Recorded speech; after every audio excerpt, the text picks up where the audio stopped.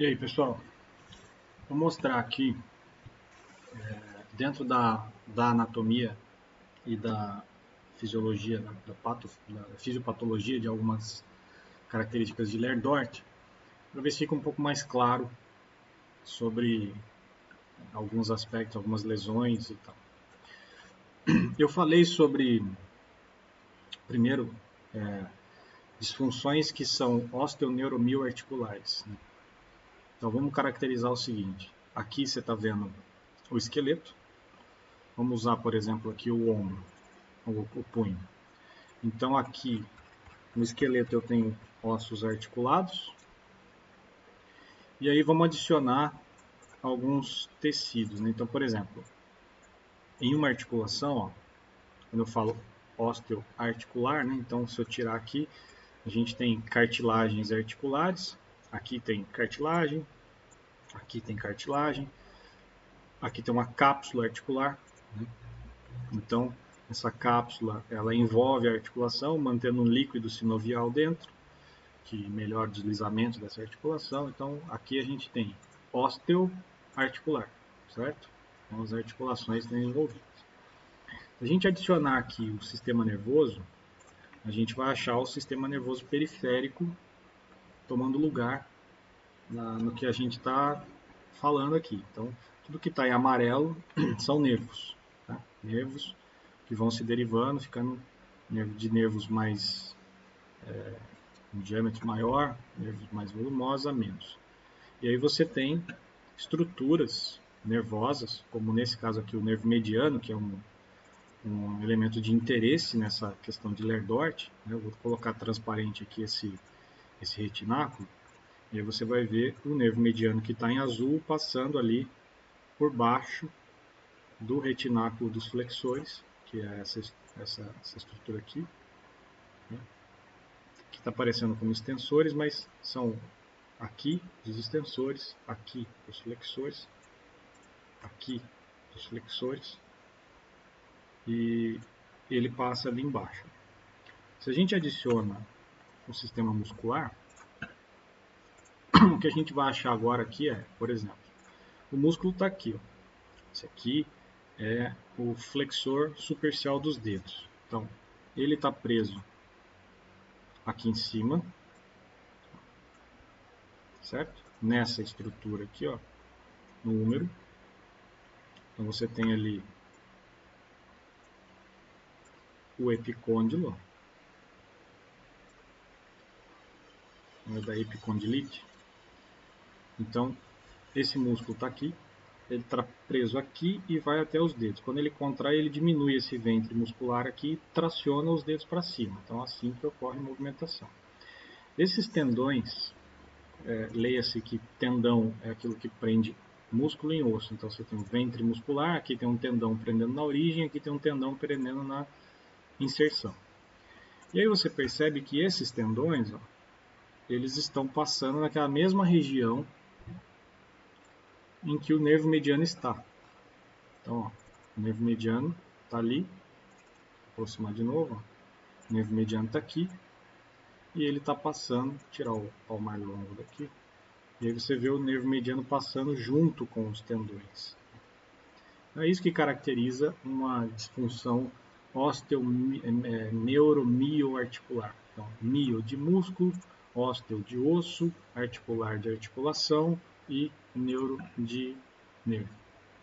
Então aqui a gente tem uma condição em que, vou mudar aqui de ilustração, e aí a gente tem uma disfunção bastante comum, conhecida, chamada de síndrome do túnel do carpo. E nessa síndrome, o que a gente tem aqui é, você está vendo em amarelo ali, o nervo mediano, que está sofrendo um processo inflamatório, né? Ele está sendo comprimido pelos tecidos circunvizinhos aqui, e essa compressão dos tecidos comprime o nervo mediano. Então, essa compressão, esse estresse mecânico aplicado em cima do nervo, faz com que ele produza essa sensação de dor irradiada no seu trajeto. Por que essa dor irradiada acontece? Então você imagina que aqui você tem uma terminação nervosa. Tá? Essa terminação nervosa, por exemplo, ela recebe informação de tato. Ela é que permite você sentir se uma superfície é rígida, macia, áspera e tal. E essa informação de sensibilidade, ela sobe por esses nervos. Então ela é aferente, ela vai subindo, passa por aqui e continua subindo, vai passar lá na coluna, pela medula e vai chegar até um centro no seu cérebro que vai processar a informação de tato. Tá? Então, a informação de tato de que está normal e você está sentindo ali. Só que quando essa informação elétrica ela sobe e ela passa aqui, ela sofre uma modificação. E ela passa a não ser mais aquela informação que estava subindo. E quando essa informação for processada lá em cima, ela não vai ser processada como uma informação normal, ela vai ser processada como uma informação anormal, e isso vai gerar em você um estímulo nociceptivo para dizer que tem alguma coisa errada ali. Dor. A via de tato é a mesma via de dor, e aí é por essa razão que você sente dor no trajeto dele. Tá? E às vezes comprime aqui, tá? E aí essa dor irradia pelo trajeto desse nervo, de maneira que na síndrome do túnel do carpo, a gente tem essa irradiação para esses dedos aí. Síndrome do túnel do carpo é uma lerdort causada pelo overuse, né, da musculatura flexora, causando um processo inflamatório crônico nessa região aqui. Túnel do carpo são esses túneis por onde os tendões trafegam, o que comprime o nervo mediano, causando dor no trajeto. Tá? Dor e perda de força. Então, esse tipo de paciente é aquele que muitas vezes ele derruba a caneca de café no chão, porque pela dor ele perde a força. Como uma resposta protetora, ele está segurando uma caneca, da dor ele larga a caneca, perde a força, larga a caneca e ela quebra. Então, isso seria uma disfunção osteoneuromioarticular, no caso aqui, síndrome do túnel do carpo. A gente falou antes aí sobre a epicondilite. Né? E aí o cotovelo de tenista e o cotovelo de golfista. Então aqui, por exemplo, é uma representação, vamos contextualizar o local, né? Um cotovelo, certo? Na região lateral de cotovelo. E aí você vê esse músculo aqui, ele está inserido nesse ponto. Né? Esse aqui é o extensor radial curto do carpo e ele está vindo, vamos posicionar aqui, ó, e ele está vindo lá para o dorso da mão. Então esse músculo, quando ele contrai, ele encurta nessa direção em sentido e esses dedos vêm para cá. Quando você utiliza, o trabalhador utiliza demais essa musculatura extensora, ela pode, por estresse mecânico nessa região, de tanto ficar puxando essa região, ela causa ali um processo inflamatório onde o músculo está inserido no osso. E esse processo inflamatório é a epicondilite. No caso aqui é a epicondilite lateral, e se fosse aqui com os flexores, a epicondilite medial. Tá? Epicondilite de tenista e epicondilite de golfista. São duas expressões que também aparecem. Então a gente já leu a respeito da epicondilite e o objetivo desse vídeo é só localizar e descrever as estruturas anatômicas que estão envolvidas. Eu falei também do manguito rotador. Então aqui a gente está no ombro. E aí aqui no ombro eu tenho um osso, que é a clavícula do lado direito. E essa clavícula tem uma articulação, acrômio clavicular, com o acrômio da escápula. Essa daqui é a escápula. Vou colocar essa musculatura transparente. E aí você está vendo o osso ali, ó, a escápula. E esse boné aqui do osso é chamado de acrômio, tá? Essa parte aqui. É ele que se articula com a clavícula. Embaixo dele, embaixo do acrômio, passa esse músculo aqui, ó, que é o supraespinhoso. Supraespinhoso porque está em cima da espinha da escápula, né, que é essa estrutura aqui.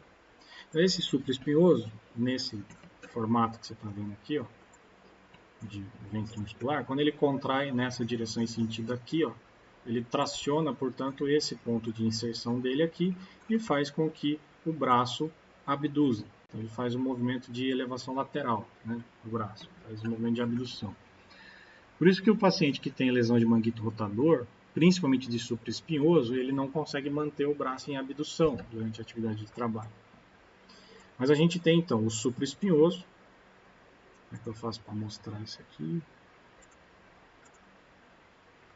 Não, deu ruim. Volta.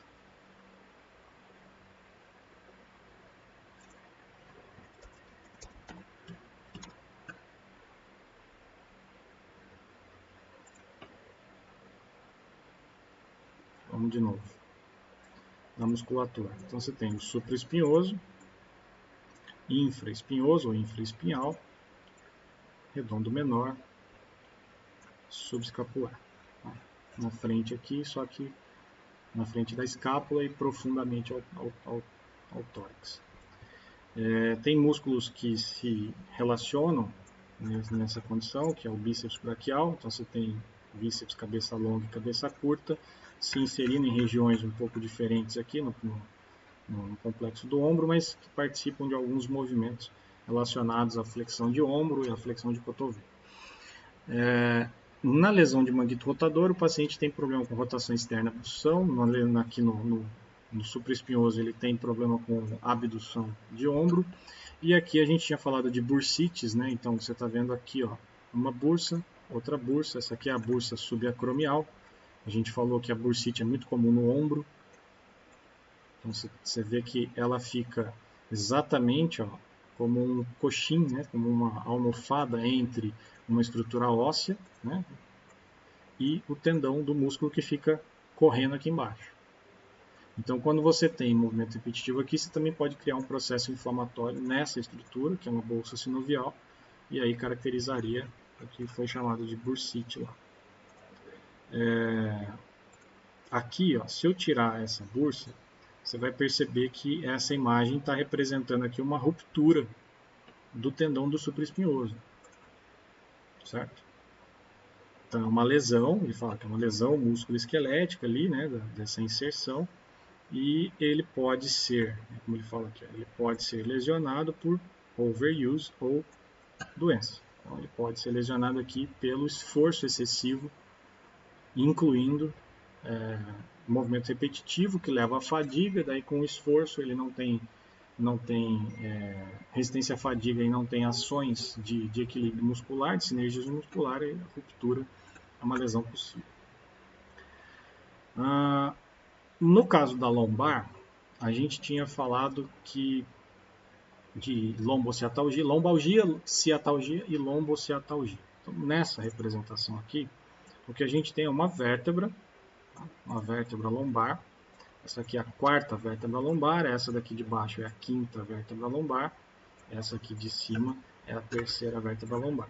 Nessa quarta vértebra lombar aqui, né, a gente está usando ela como uma referência, e esse cara aqui, ó, é o nervo esquiático, certo? Está aqui, ó. Aí o que acontece? Quando o indivíduo tem um problema nessa região glútea aqui, vamos mudar para cá, para a gente analisar, vamos fazer uma análise de anatomia aqui, ó. Então, vamos pegar aqui do lado direito, esse aqui é o glúteo máximo, eu vou tirar ele daqui. Aí eu tenho embaixo o glúteo médio, vou tirar ele daqui. Aí eu tenho aqui o glúteo mínimo, vou tirar ele daqui, e você já consegue enxergar o osso ilho do quadril, certo? Aqui você está enxergando o fêmur, e aqui você está enxergando ilho, e aqui você está enxergando o isquio, tá? Isquio, esse osso aqui, ó. Ocorre que esse músculinho aqui é chamado de músculo piriforme. O músculo piriforme, na maioria das pessoas, ele passa nessa posição. E esse cara aqui é o nervo esquiático. E o nervo esquiático, ele passa muito próximo do piriforme. Em algumas pessoas, ele até mesmo atravessa o piriforme. Alguns indivíduos podem produzir disfunções nessa região que comprimem o nervo esquiático nessa região e geram uma dor irradiada pelo seu trajeto, que desce pela região posterior de coxa, vai para a lateral, para a panturrilha e pode chegar até no pé. Isso seria uma ciatalgia. A ciatalgia é uma dor isquiática, mas que é originada no trajeto do nervo isquiático passando pelo osso isquio, por isso ele é chamado de isquiático. Geralmente, a síndrome do piriforme é um causador de ciatalgia. Então, o piriforme passando aqui em cima, como eu mostrei, ele comprime o nervo isquiático e aí gera ciatalgia. Só que essa dor, ela pode não vir daqui, ela pode vir de cima. Uma vez que essas raízes, esse nervo isquiático, ele é formado por raízes que saem de segmentos lombares. Então, se a gente começar aqui a retirar estruturas, você vai perceber que esse nervo isquiático, ele é gerado por raízes que estão vindo da região lombar, lá de cima, certo? Então, aqui a gente está vendo raízes que estão saindo entre a quarta e a quinta vértebra cervicais, que podem estar sendo comprimidas por alguma razão, gerando dor em todo o trajeto que vai para baixo. E aí você tem ali uma dor que começa na lombar, vai para a bunda, desce para a coxa e pode chegar até no pé. Tá? Então, se a gente tem uma dor que começa na lombar e desce pelo trajeto do nervo isquiático e suas ramificações, a gente tem agora aqui uma lombociatalgia. Beleza? Então, lombalgia, uma dor localizada aqui, ciatalgia, uma dor aqui que desce, e lombociatalgia, uma dor que começa na coluna lombar e desce pelo trajeto do nervo isquiático. Quando que esse tipo de afecção costuma ocorrer no ambiente de trabalho?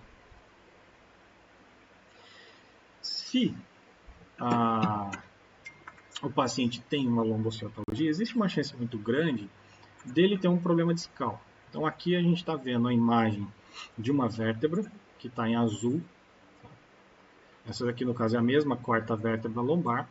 Aí você tem um buraco nela por onde passa a medula. Nesse caso aqui já é só o final da medula, que é a cauda equina, já é muito baixo, não tem mais a medula propriamente dita nessa região.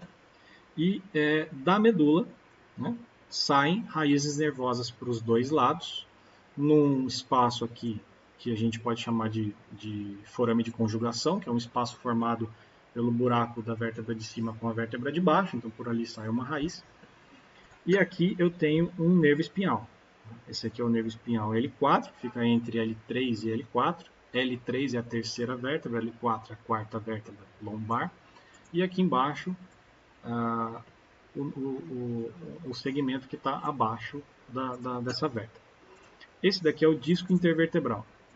E esse disco ele é uma estrutura fibrocartilaginosa que serve para estabilizar esse disco em termos de cargas. Então, conforme as vértebras se movem, esse disco funciona como um amortecedor dessas cargas.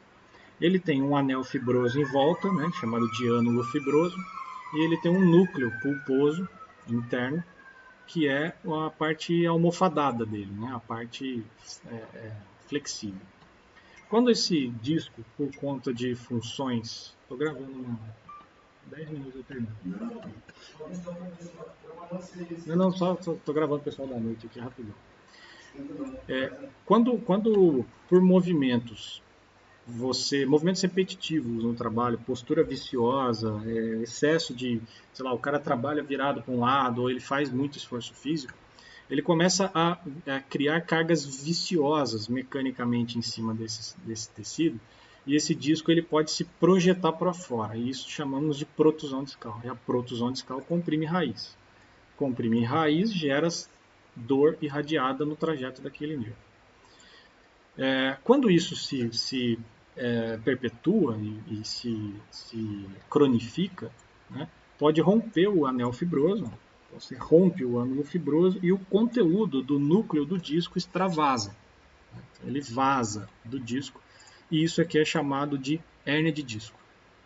Então a hérnia de disco, nesse caso aqui, ele está fazendo uma compressão da raiz nervosa e é essa compressão aqui que vai gerar o sintoma daqui para baixo, certo?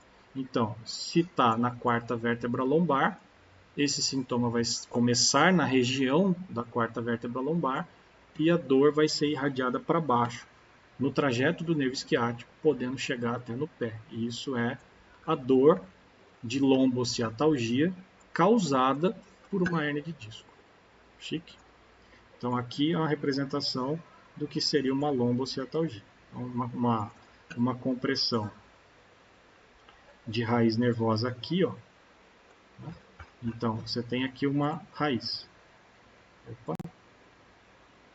Você tem ali uma raiz nervosa e ela pode estar sendo pressionada aqui por uma protusão discal. No caso da protusão discal, seria mais ou menos esse disco aqui, por exemplo, se projetando. De novo, vamos tentar de novo. Imagina esse disco aqui, ele se projeta para fora e comprime essa raiz. Então ele começa a ter dor nessa região, lombalgia, que desce pelo trajeto do nervo esquiático e aí criando uma lombociatalgia, beleza? Com dor irradiada. Então, do ponto de vista de patologias, as patologias de síndrome do túnel do carpo, protusão discal, hérnia de disco, lesão de manguito rotador, são lesões extremamente comuns no ambiente laboral, né? Principalmente na presença de esforço físico intenso e repetitividade. Espero que tenha auxiliado em alguma coisa e a gente continua na próxima semana aí, que já é a finalização, com alguma outra coisa que faltou e revisão geral, mas de Lerdort eu fico por aqui. Um abraço para vocês, valeu!